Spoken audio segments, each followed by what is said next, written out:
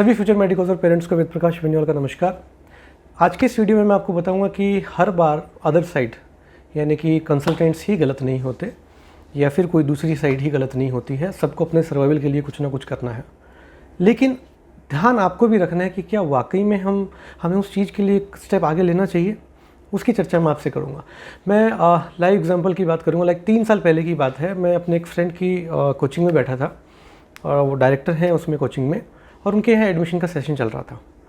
तो हर 5 मिनट के लिए या 4 मिनट के लिए पेरेंट्स अपने बच्चे को लेके आ रहे थे और फाइनली उनसे डिस्कस कर रहे थे कि भाई अभी नीट का रिज़ल्ट आ चुका है, बच्चे के इतने मार्क्स हैं, क्या करना है। तो उसमें कुछ 1 घंटे में मैंने कम से कम 12-15 स्टूडेंट्स का जो भी बात हुई थी वो मैंने सुना और मैंने उसको सिर्फ एनालाइज़ किया। बाद में क्या हुआ वो एग्जैक्ट मैं आपको बताना चाहूँगा।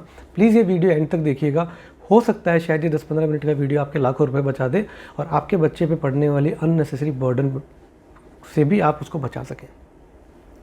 जब मैं वहाँ बैठा था, एडमिशन्स के लिए सेशन चल रहे हैं, तो पेरेंट्स एडमिशन लेना है या फिर ड्रॉप कराना है वो सब डिस्कस करने के लिए उनसे डायरेक्टर साहब से आ रहे थे। क्योंकि यूजुअली हम लोग जैसे नॉर्थ इंडिया में हैं, लाइक हरियाणा, राजस्थान, वहाँ हर पेरेंट कोशिश करता है कि जो भी उस इंस्टीट्यूशन के या कंसल्टेंसी के ओनर हैं उनसे बात करें, क्योंकि थोड़ी ऑथेंटिसिटी ज़्यादा रहती है। तो उनके केबिन में सारे लोग आ रहे थे और जो काउंसलर्स अपना काम कर रहे थे वो तो उनका अलग काम था। हुआ एग्जैक्टली ये, पहले पेरेंट्स आए, उनके बच्चे के 230 या ऑलमोस्ट 250 के अप्रोक्स नंबर थे बच्चे के। तो इनको पूछा कि सर अभी क्या कराना चाहिए नॉल करके। तो उन्होंने बोला नहीं, आपका बच्चा बहुत अच्छा है, बहुत अच्छी मेहनत करता है। जो इसके मॉक टेस्ट होते थे उसमें इसके अच्छे नंबर आते थे, आपने देखे होंगे, 550 आते थे, 600 आते थे, 650 तक आते थे। लेकिन इससे एग्ज़ाम में क्या हुआ, ये इसने एग्ज़ाम में किया क्या। फिर उन्होंने पूछा बेटा तुमने क्या किया था एग्ज़ाम में। तो बेचारा गर्दन नीचे करके खड़ा था और बोला कि सर मैं थोड़ा सा नर्वस हो गया था एंड ऑल। ठीक है, बच्चे हो जाते हैं भाई, ठीक है, मिडिल क्लास में हम लोग, मीडियम बच्चे हैं, मीडियम पढ़ने वाले बच्चे हैं, तो उसको आप इतना 650 आप 200 वाले को स्ट्रेच करोगे, थोड़ा टफ काम है। मैं नहीं कह रहा कि ला नहीं सकता, लेकिन कोई टफ काम है, ठीक है। तो उनको बोला कि नहीं सर, बच्चा अच्छा है, ये कर लेगा, आप इसको दोबारा कोचिंग करा दो, आप फीस पे कर दीजिए, ठीक है, 5,000 रुपये जो कम देने हो कम दे देना। ऐसा करके उनको भेज दिया। 1 मिनट के बाद दूसरा बच्चा आया, उसके अराउंड 550 मार्क्स थे। तो उनके पेरेंट्स ने पूछा, तो इन्होंने बोला कि सर आपका बच्चा तो वाकई में पढ़ने के लिए बहुत अच्छा पढ़ता है, बहुत अच्छे मार्क्स आते थे। 550 वाला बच्चा 625 650 तक इजीली ला सकता था और जंप कर सकता है, वो समझ में आता है। तो उन्होंने उस बच्चे को मोटिवेट करने के लिए बोला कि बेटा you miss your spark, find it, spark ले लो, स्पार्क लेके फिर तुम रॉकेट बन जाओगे, तुम टेंशन नहीं लो, तुम कर लोगे, तुम दोबारा एडमिशन ले लो। तो बच्चे ने, पेरेंट्स ने बोला ठीक है सर, और उनको बोला कि मैं 10% डिस्काउंट दे दूँगा। पेरेंट्स चले गए एडमिशन लेने के लिए। तीसरा बच्चा आया, वो भी 150 के अप्रोक्स होगा। इन्होंने, डायरेक्टर साहब ने सेम लाइन उनको बोली कि सर बच्चा टैलेंटेड है, लेकिन ये कहीं कुछ मिस कर रहा है, घर में कोई मिस हैपनिंग हो गई थी क्या जो बच्चा पढ़ाई नहीं कर पाया। तो हर घर में मिस हैपनिंग होती ही रहती है, किस घर में नहीं होती, पूरी साल होती है, पूरी साल में कुछ ना कुछ तो हो ही जाता है। तो लिटरली वहाँ कुछ मिस हैपनिंग बताई उन्होंने, हाँ ऐसा ऐसा हुआ था। बोला हाँ इसलिए मिस कर गया होगा, आप इसको दोबारा कोचिंग में एडमिशन दिला दो, वो डन। अब एक बच्चा आता है दोबारा, वो 120-130 के आसपास वाला, उसको भी सेम डायलॉग है, इट इज़ स्पार्क लाना है, स्पार्क लाना है, और तुम रॉकेट बन जाओगे, ये बन जाओगे, वो बन जाओगे, वो बन जाओगे, नाम क्या क्या डॉक्टर लिखना है, स्टेथोस्कोप गले में डालना है, एप्रन पहनना है, उसके ऊपर आपका नाम आना चाहिए डॉक्टर के साथ। ये सब बहुत मोटिवेट किया बच्चे को। मैं भी काफ़ी प्रभावित हुआ कि मुझे भी लगा कि शायद मुझे काम धंधा छोड़ के मुझे भी नीट कोचिंग ज्वाइन कर लेनी चाहिए, क्योंकि जितना बता रहे हैं वो वाकई में अच्छा है। और आप देखते हैं कि इंडिया में सबसे ज़्यादा रेस्पेक्ट डॉक्टर्स की है। अभी एक स्टूडेंट आया जिसके 60 या 70 मार्क्स आए होंगे। अब उन्होंने वही कैसेट यहाँ रिपीट कर दी। हीरा है हीरा, सिर्फ तराशने की ज़रूरत है इसको, और इसको स्पार्क चाहिए, सेम डायलॉग्स। अब मुझे थोड़ा कन्फ्यूजन होना स्टार्ट हुआ कि यार ये 60 मार्क्स वाला बच्चा 600 लाएगा, यानी कि 1 लाख में से मेरे ख्याल से कुछ अंगुलियों पे काउंट करने वाले बच्चे होंगे जो इतना ला पाते होंगे। लेकिन फिर भी ठीक है, इंसान है, कर सकता है।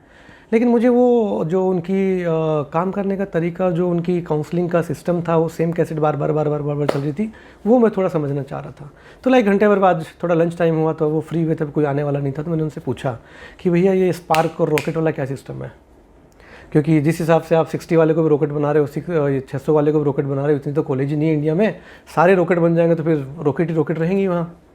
तब उन्होंने बताया, बोला भाई देख ऐसा है, यदि मैं इनको ये कह दूँ 150 वाले को, 150 मार्क्स वाले को, या 90 वाले को, 60 वाले को, या 200 वाले को, जो भी उनका था, कि आपका बच्चा एवरेज बच्चा है, ये इतना मार्क्स नहीं ला सकता, तो या तो आप अपना बजट बढ़ा के किसी प्राइवेट कॉलेज में एडमिशन ले लीजिए, या फिर आप इस बच्चे को किसी दूसरे कोर्स में डाल दीजिए, ताकि ये अपना कोर्स ड्यूरेशन या अपना लाइफ में अपना इंपॉर्टेंट टाइम नहीं बर्बाद करे और आप इस पर बर्डन ना डालें। बोला मैं एज ए काउंसलर यदि ये बात उसको बोलना चाहूँगा, समझाना चाहूँगा पेरेंट्स को, तो पेरेंट्स मुझे ऐसी नज़र से देखेगा कि मैंने जैसे पता नहीं उनके घर से क्या चोरी कर लिया हो, क्योंकि मैंने सच बता दिया उनको। और यूजुअली पेरेंट्स सच एक्सेप्ट नहीं करते। यदि हम एक्सेप्ट करना स्टार्ट कर लें तो बहुत सारी प्रॉब्लम की सॉल्यूशन वहीं हो जाती है। मैं एक एवरेज स्टूडेंट था, 10th 12th graduation post graduation सब में 64 से नीचे नहीं गया, 65 से ऊपर नहीं गया। अब मालूम है इससे आगे कहीं नहीं जाना। तो जब 12th पास की तो मेरे साथ वाले सब कोटा भाग रहे थे, चलो भाई कोटा चलो कोटा चलो। घर वाले मेरे को भी बोले तू भी कोटा चला जा। मैंने कहा मैं क्या करूँगा, मुझे पता है कि मेरे से वो नहीं चढ़ना जाना। मैं नहीं कह रहा मेरी परसेंटेज के कारण, क्योंकि मेरे में वो विल पावर नहीं थी, और ना ही मैं काट पीट करते हुए चीरा भी फाड़ी करते हुए मैं नहीं देख सकता। मैं उस मामले में दिल से कमज़ोर हूँ, बाकियों में नहीं। तो मैंने कहा ठीक है मुझे नहीं जाना एंड ऑल। अब उन्होंने मुझे बोला यदि मैं किसी को ऐसा बोलूँ कि इसको मत कराओ, तो वो क्या करेंगे, कोचिंग से बाहर निकलेंगे, बाजू वाली कोचिंग में जाएंगे। और बाजू वाली कोचिंग वाला ये बोला कि उनके यहाँ तो कभी भी रैंक आती ही नहीं है। हमारी एक फैकल्टी थी, यदि किसी कोई 2-4 बच्चों की रैंक आ भी जाती है तो सामने की कोचिंग वाला ये बोलता है कि हमारी फैकल्टी छोड़ के वहाँ चली गई, बायो का टीचर था वहाँ चला गया, उसके कारण रैंक आई है और अब हमने उनको वापस बुला लिया है। तो वो एक पेंडुलम बन जाता है और एंड ऑफ द डे ये बेवकूफ़ हमें समझेंगे। बोला मैं अपने बिजनेस का लॉस क्यों करूं, क्यों किसी को सच बताऊं, क्योंकि सच तो सामने सुनने वाला तैयार ही नहीं है। सेम वे में मैं आपको बताना चाहता हूं कि आज जो मान लीजिए 150, 200, 250 जितने भी मार्क्स आए हैं, आप दोबारा कोटा डाल रहे हो तो एक बार आप सोचिए कि क्या 200 वाला बच्चा 600 ले आएगा। एक केस स्टडी मेरे पास और भी है, 18, 19, 20 3 साल उस बच्चे ने तैयारी की है और तीनों साल 210, 220, 215 यही मार्क्स। क्यों ख़राब किया इतना टाइम? या तो उसको किसी दूसरे कोर्स में डाल दो, या फिर उसको एब्रॉड MBBS करा, नहीं तो कराओ, नहीं मत कराओ, लेकिन उसको परेशान तो मत करो बेचारे को। तुम्हारी आंटी क्या बोलेंगी, तुम्हारे चाचा जी क्या बोलेंगे, तुम्हारे ताया जी क्या बोलेंगे, ये बोलने के चक्कर और सुनने के चक्कर में ही तो बंदा गया हुआ है। और ये प्रेशर होता है जो कोटा में यूजुअली हम लोग बहुत अनवांटेड या जो नहीं होनी चाहिए वो घटनाएं हम अखबारों में पढ़ते हैं।